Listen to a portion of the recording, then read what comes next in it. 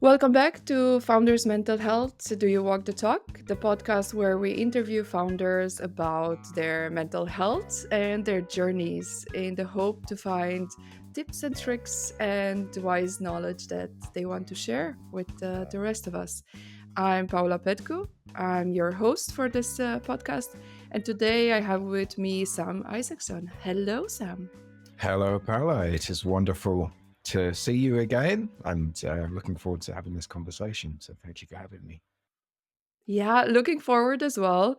It's been a while since last we talked. It was in yeah, 2 months ago or something at the conference. So I'm curious to see how things are going now since we last talked.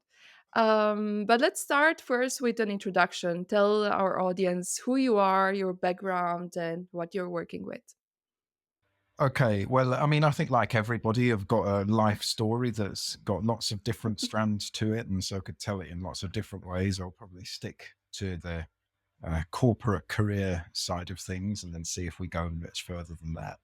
Um, Yes. my career really started when I got a job doing something which I didn't even realize was a job.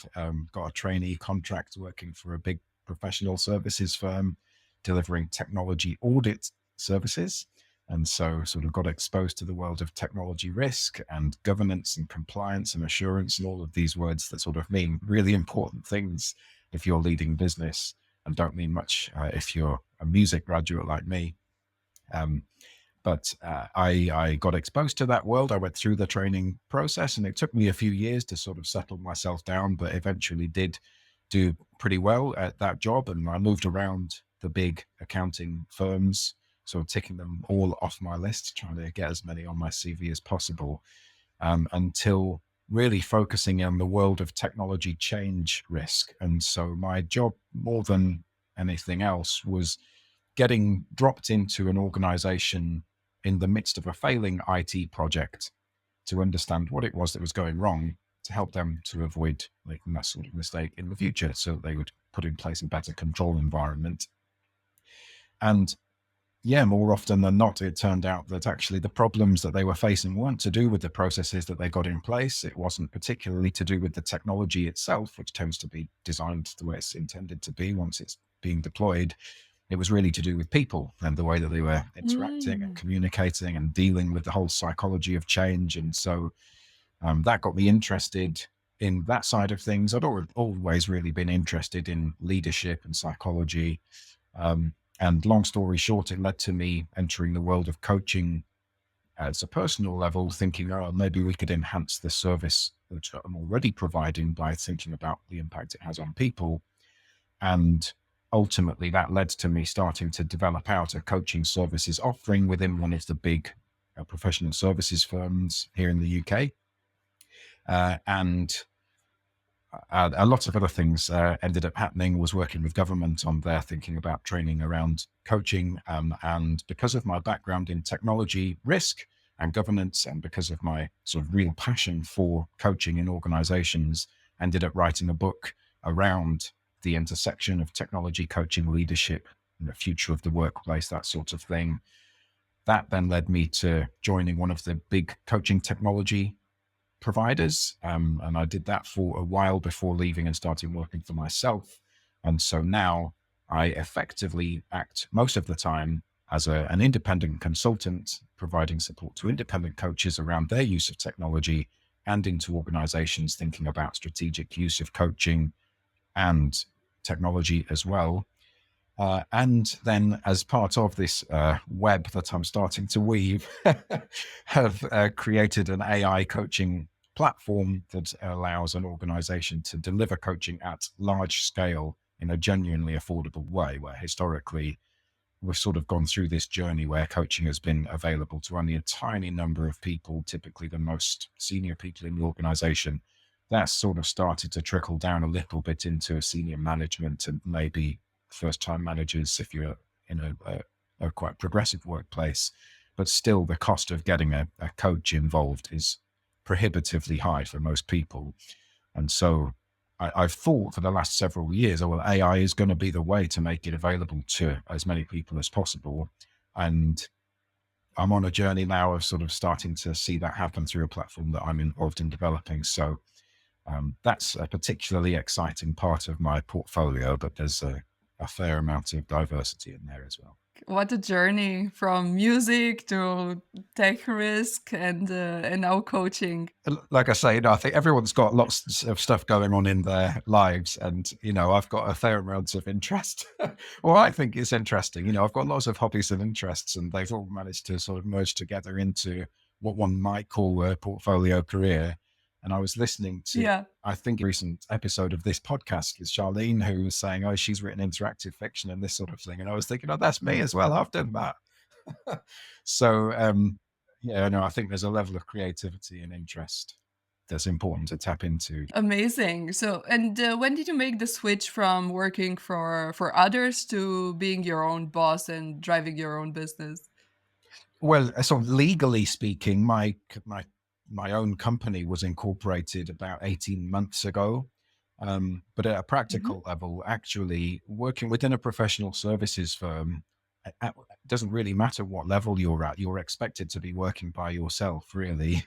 So you might be part of a team, but you're personally responsible for what you're delivering, and often that includes the entire sales life cycle.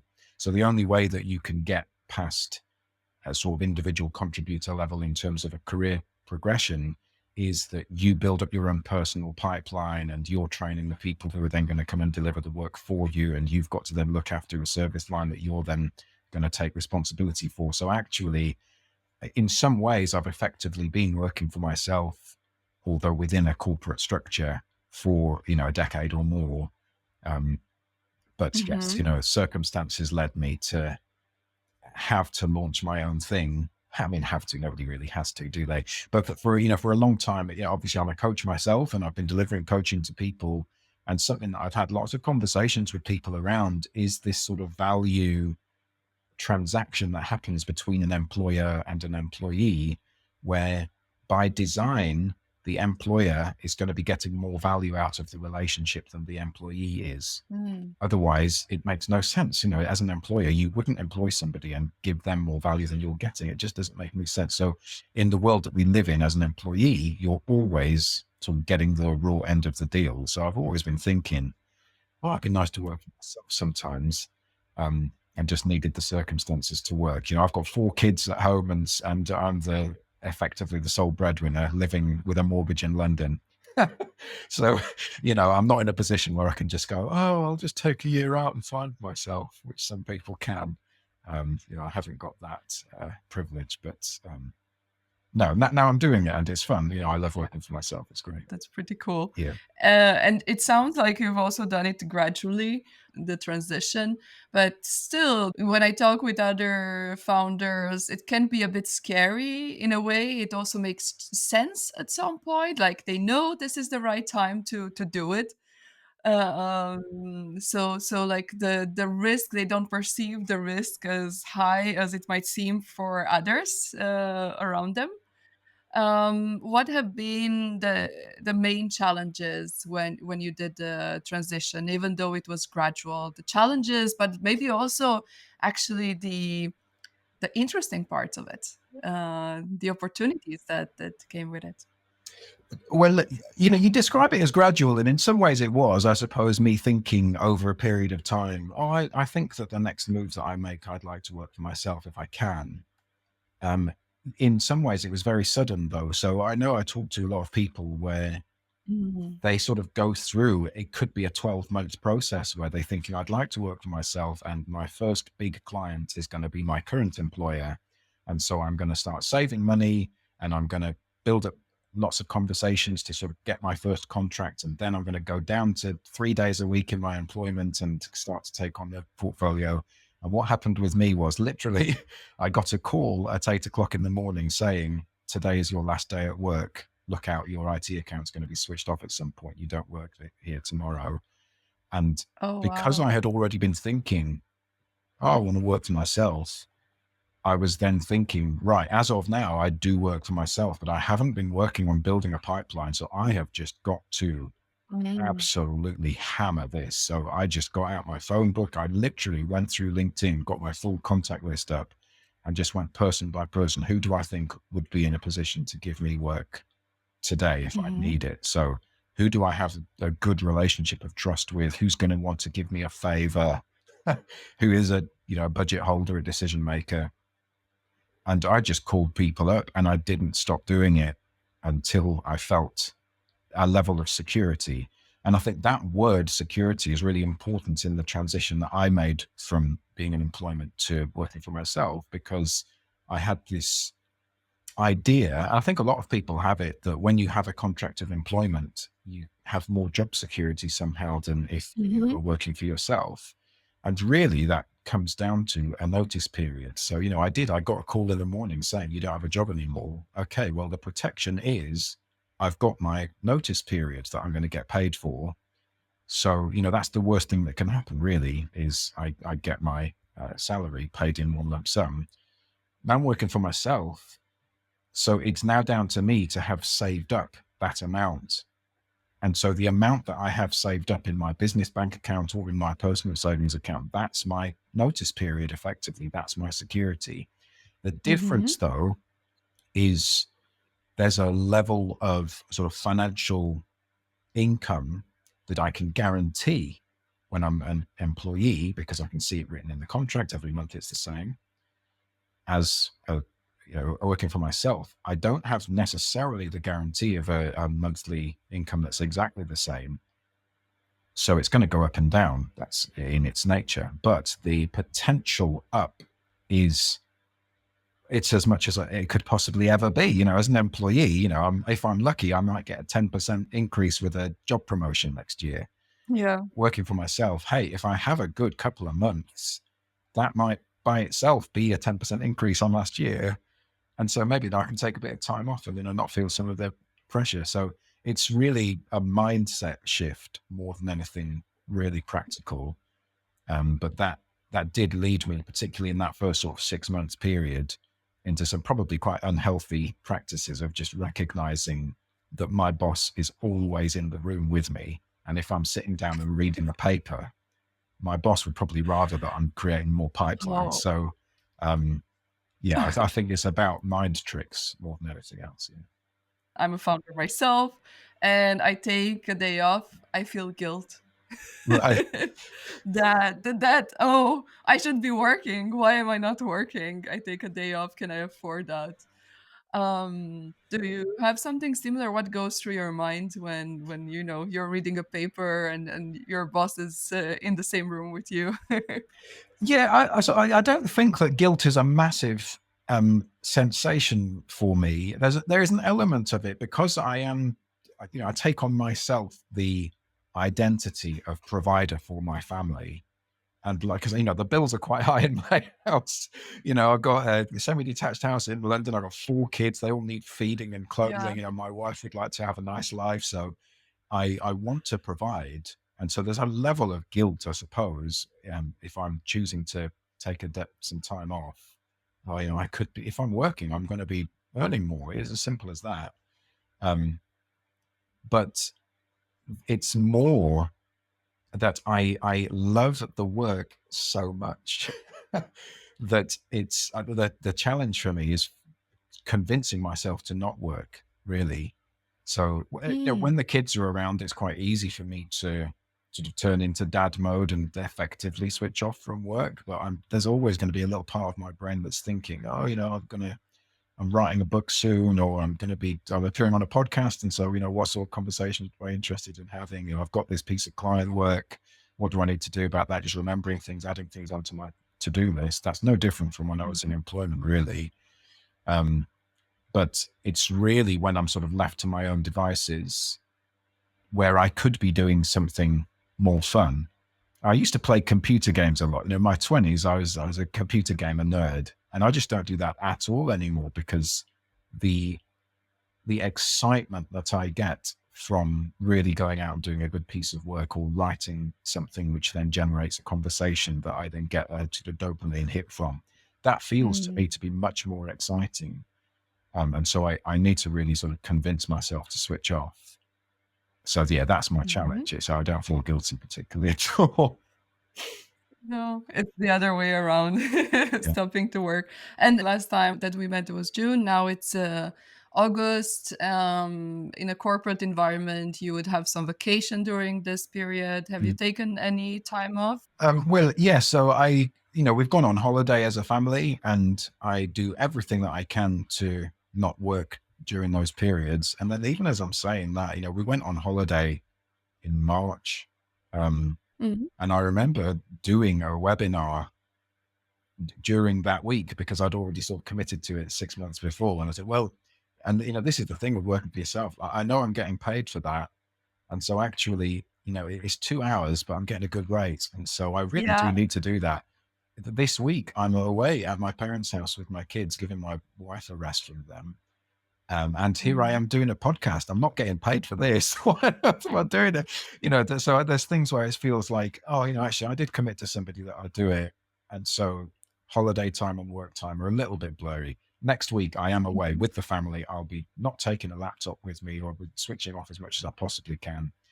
Although I do sort of lean into automation and AI a little bit to help me to sort of generate some content. So as far as people are concerned, I'm probably still present in their minds Yeah. at least.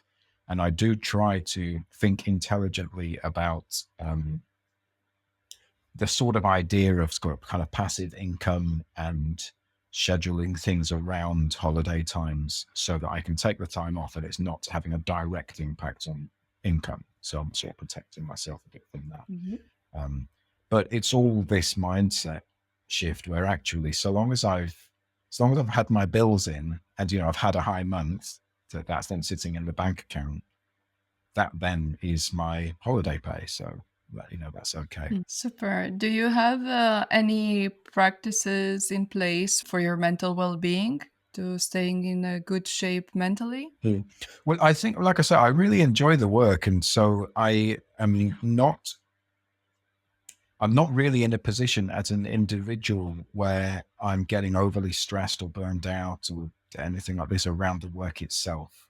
So, if I'm having a super Mhm. busy day, I can just choose to switch to doing something that's a bit more um, exciting for me in that moment. So, this portfolio career that I now have, I'm doing some coaching, I'm doing some consulting, I'm doing some thought leadership, I'm doing some writing for a website that is about my hobby.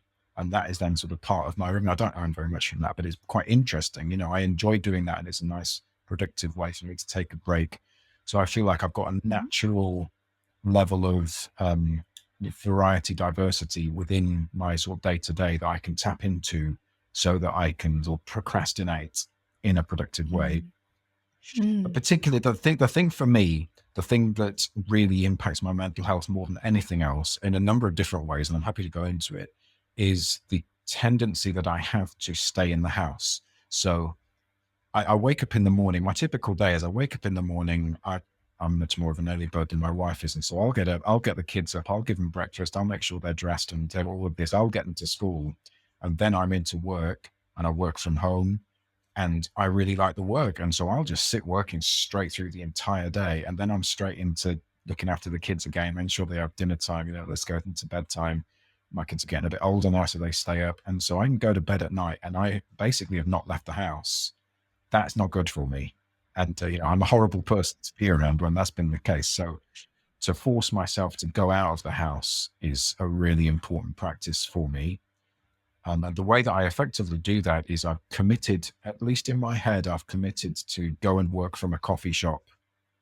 I try to do that 2 days a week. Yeah.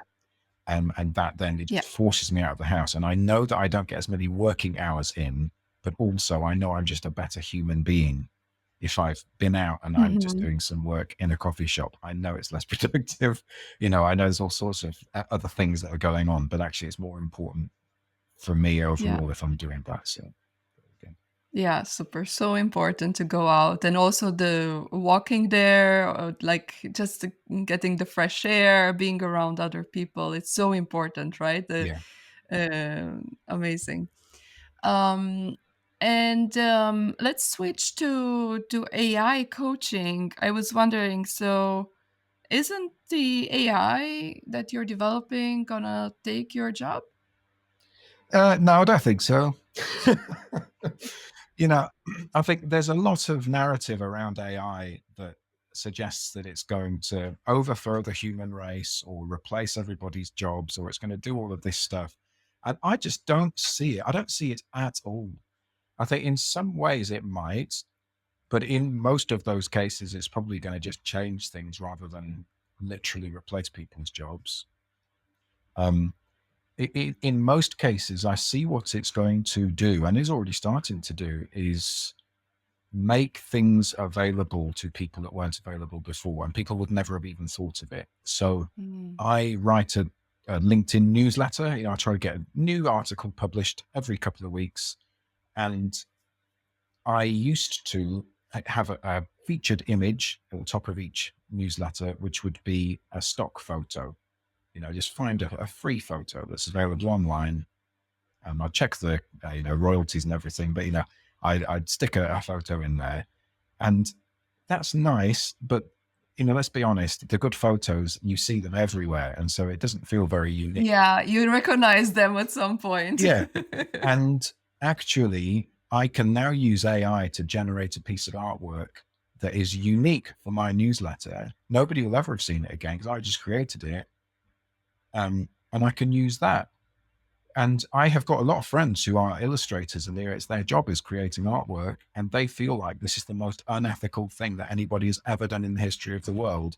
And I think there is no way in any of parallel universe that I am ever going to commission a brand new piece of artwork for a LinkedIn newsletter. No day of the Mm. week, anytime. But AI allows me to suddenly have that. And so that then feels like, well, it opens up new opportunities. If everyone's commissioning a new piece of artwork, if you've got a bit of budget, that's probably you're going to get a human anyway. I don't see that coming up. The same is true with AI generated music. I host a podcast, a hobby podcast, and we've started finishing off the episodes with a piece of AI generated music that is sung about our podcast. And that's like, Wow. there is no way that you'd ever, pay a band to write and record and produce a full song about the podcast every single time it releases. That nobody would ever even think that's reasonable, but we're able to do it because of AI. And therefore, I can apply that very straightforward into the world of coaching. It isn't true that the cleaner in some big bank is getting access to coaching. It just isn't true. So there Mm. isn't anybody whose job is going to be taken away by offering that person AI coaching. So I think it's ethically our responsibility to embrace this and try and make it available to as many people as possible. And it might have an impact. I expect it will have an impact on people who are relying for an income on delivering transactional based low value coaching, in which case, let's take Mhm. that as a challenge for our practice and improve our skill. I want to be a coach that people expect to pay more for because it's so much better. And so if I'm not better Yeah. than an AI, not demonstrably better, it's on me. It's not Mhm. the fault of the technology. I think we anthropomorphize it so much that we kind of give it too much agency and too much control. And it's just not the case. I think it's our responsibility to respond to a changing world. That's our job. So there we go. Amazing. I love it. And I also, being in the space a bit on AI coaching, I think if anything, it will bring more people and make more people aware of what coaching can do for them. Because sometimes when you think about, okay, how do I solve the critical aspects in my life, what's my next path in my career and so on, who do you turn to? If you don't have much money, you wouldn't go and pay for a coach. Like that's the least you you would think about when you're running out of money and need to figure out what's the next thing in your life. But this can provide a soft introduction to what guidance one might expect from coaching. Yeah, it's very very interesting. Do you use at any time like combination of the AI coaching and what you provide? So something in between sessions or anything? Do you combine that? Or is it just AI coaching for some people and then they transition to your services? I personally, as a coach, I don't provide that as part of the service, and the AI coaching platform that I am involved in, which is called AIcoach.chat. I should get better at mentioning that earlier on in the Yes. conversation, really. But yeah, AIcoach.chat isn't designed with that in mind. And I know that a lot of people do think about it, and I can definitely see there being a business model that some coaches might be able to tap into that uses that sort of approach. Because as a coach myself, I think, oh, well, if somebody's going to come along and say, I'd like 6 sessions of coaching, but I can only really afford to pay for one, then I'd love to be able to say, hey, only pay me for one then, but I'm going to give you access to myself as a digital, as an AI version of Yeah. me. And then you can have a couple of sessions with that and then come to me for the stuff you really do need a human for. I can see that as being quite attractive. And then it could increase the number of clients that I could potentially take on. And if one of them goes, oh, instead of just one, let me get an extra one. Then I found a reason for it. Oh, okay, suddenly that's a new revenue stream. But the purpose of AIcoach.chat, it could be used for that sort of case. But what it's really designed for is that example I was mentioning before, making coaching, decent quality coaching, available to those people who currently couldn't possibly afford to get it. So Yeah. that's what it's for. Yeah. You're being a coach to other founders on their journey. And also, I know there are some listeners that are coaches that are running their own business as well. So, if you have any advice for them. The thought that runs through my mind when people talk to me about working for themselves, and they do quite a lot really, is that there are stories that are told, and a lot of them are myths around what's required when you become a founder.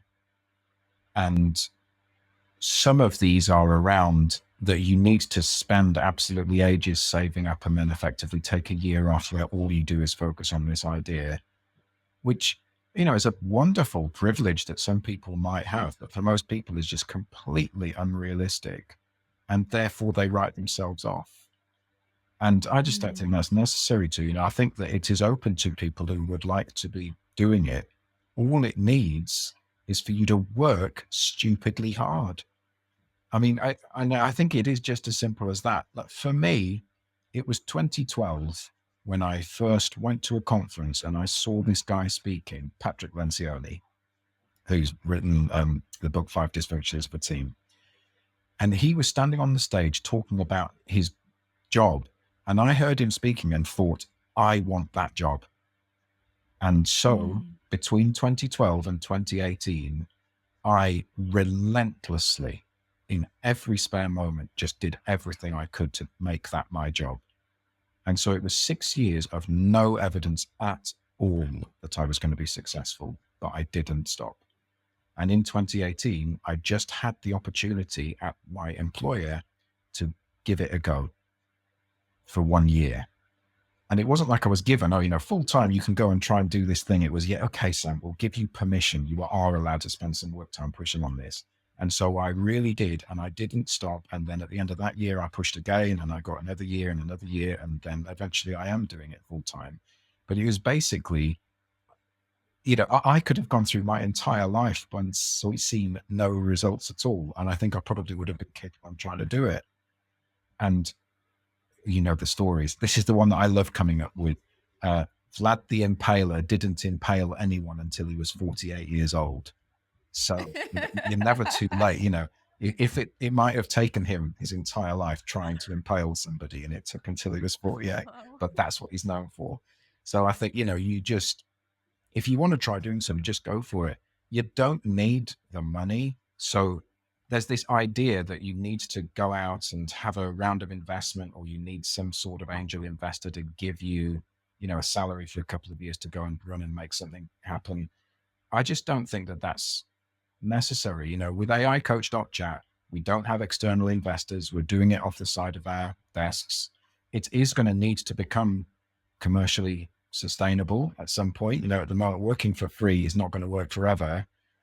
But if it's a good enough product, and if we push hard enough at it, and if we have a bit of luck is important, then, you know, we'll get a good client or two that allows us to just keep pushing it a little bit further and a little bit further, one step at a time. And maybe it will be, you know, the next Twitter, which isn't even Twitter anymore, is it? You know, maybe it'll be the next big thing, or maybe it'll just be something which is sort of interesting enough, but actually we're not trying to do it in order to become rich. You know, we're trying to do it in order to achieve the mission that we've set out for ourselves, to make coaching available for more people. So yeah, I think if you are listening to this and you're thinking, oh, maybe I'll do it one day, don't wait forever. Yeah, get a bit of savings if you think it'll be helpful, but just start now. Do what you can in your spare time. And yeah, you never know what you'll achieve. Go for it. Love that. Thank you so much, Sam, for being on the podcast and sharing your knowledge and experience. Great to be with you. Thank you so much.